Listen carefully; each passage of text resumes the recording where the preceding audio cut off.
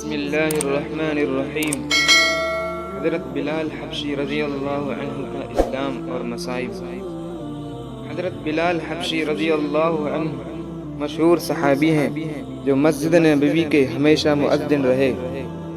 شروع میں ایک کافر کے غلام تھے، اسلام لے آئے، جس کی وجہ سے طرح طرح کی تکلیفیں دی جاتی تھیں۔ امیہ بن خلف جو مسلمانوں کا سخت دشمن تھا، ان کو سخت گرمی میں دوپہر کے وقت تپتی ہوئی ریت پر سیدھا لٹا کر ان کے سینے پر پتھر کی بڑی چٹان رکھ دیتا تاکہ وہ حرکت نہ کر سکے، اور کہتا تھا کہ یا اس حال میں مر جا اور زندگی چاہے تو اسلام کو جائیے۔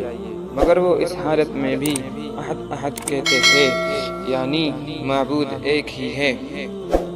رات کو زنجیروں میں باندھ کر کوڑے لگائے جاتے اور اگلے دن ان زخموں کو گرم زمین پر ڈال کر اور زیادہ زخمی کیا جاتا تاکہ بے قرار ہو کر اسلام سے پھر جائیں یا تڑپ تڑپ کر مر جائیں۔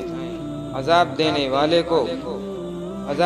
والے اکتا جاتے، کبھی ابو جہل کا نمبر آتا، کبھی امیہ بن خلف کا، کبھی اوروں کا، اور ہر شخص اس کی کوشش کرتا کہ تکلیف دینے میں زور ختم کر دے۔ حضرت ابو بکر صدیق رضی اللہ عنہ نے اس حالت میں دیکھا تو ان کو خرید کر آزاد فرمایا۔ چونکہ عرب کے بت پرست اپنے بتوں کو بھی معبود کہتے تھے، اس لیے ان کے مقابلے میں اسلام کی تعلیم توحید کی تھی۔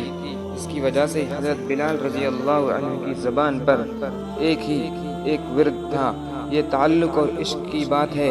ہم جھوٹی محبتوں میں دیکھتے ہیں کہ جس سے محبت ہو جاتی ہے اس کا نام لینے میں لطف آتا ہے، بے فائدہ اس کو رٹا جاتا ہے، تو اللہ کی محبت کا کیا کہنا، جو دین اور دنیا میں دونوں جگہ کام آنے والی ہے۔ یہی وجہ ہے کہ حضرت بلال رضی اللہ عنہ کو ہر طرح سے ستایا جاتا تھا، سخت سے سخت تکلیفیں پہنچائی جاتی تھی۔ مکہ کے لڑکوں کے حوالے کر دیا جاتا کہ وہ ان کو گلی کوچوں میں چکر دیتے پھریں، اور یہ تھے کہ ایک ہی رٹ لگاتے تھے۔ اسی کا یہ صلہ ملا کہ پھر حضور صلی اللہ علیہ وسلم کے دربار میں مؤذن بنے، اور سفر حضر میں ہمیشہ اذان کی خدمت ان کے سپرد ہوئی۔ حضور صلی اللہ علیہ وسلم کے وصال کے بعد مدینہ طیبہ میں رہنا اور حضور کی جگہ کو خالی دیکھنا مشکل ہو گیا، اس لیے ارادہ کیا کہ اپنی زندگی کے جو دن ہیں جہاد میں گزار دوں، اس لیے جہاد میں شرکت کی نیت سے چل دیے۔ ایک عرصہ تک مدینہ منورہ لوٹ کر نہیں آئے۔ ایک مرتبہ حضور صلی اللہ علیہ وسلم کی خواب میں زیارت کی۔